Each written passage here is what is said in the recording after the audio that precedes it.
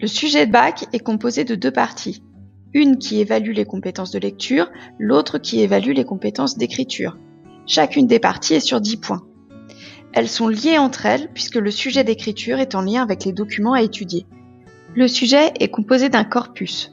Le mot corpus est utilisé pour désigner un groupement de documents. Le corpus est composé de 2 ou 3 documents, le plus souvent 2 textes et un document iconographique, et ils ont tous un thème commun.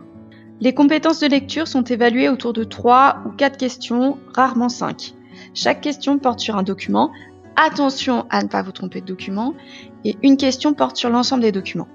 Les questions posées sur chaque document vous invitent à expliquer celui-ci. Il y a plusieurs degrés d'explication qui sont attendus du candidat.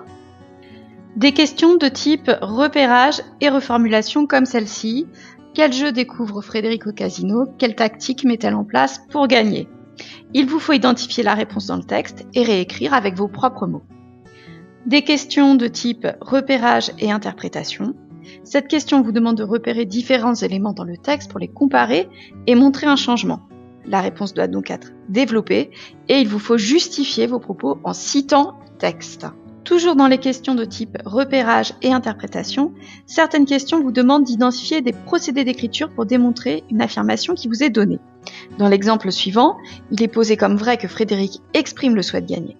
Vous devez le prouver en vous appuyant sur des techniques d'écriture utilisées par l'auteur. Ici, les procédés à rechercher vous sont donnés. Ce n'est pas toujours le cas. Parfois, on attend de vous des procédés sans vous le préciser. Il faut donc toujours développer votre réponse, vous appuyer sur des champs lexicaux, des figures de style, les temps des verbes, etc. Si le corpus contient un document iconographique, vous aurez une question d'interprétation sur ce document. On vous invitera à le décrire de manière organisée pour prouver une affirmation, comme c'est le cas dans cette question. Une question mettant en lien les documents. 2 types de questions sont possibles. Une question vous demandant de présenter le corpus. Dans ce cas, vous devez imaginer devoir présenter ce groupement de documents à une personne qui ne l'a pas sous les yeux. Vous devez donc préciser rapidement la nature des documents, de quel type de document il est composé, puis le thème commun, quels sont les liens entre les documents, pourquoi ont-ils été mis ensemble, et parfois les différences. Chacun aborde le thème commun d'une manière un peu différente. Pour la présentation du corpus, l'astuce est de regarder le sujet d'écriture. Les documents ont été mis ensemble pour vous faire réfléchir sur une question, celle de la compétence d'écriture. En allant lire la compétence d'écriture, vous connaissez tout de suite le lien entre les documents. À vous de développer. Lire la compétence d'écriture devrait donc être la première chose à faire lorsque vous devez travailler sur un sujet de bac. Pour la question liant les documents, on peut aussi vous poser un autre type de question.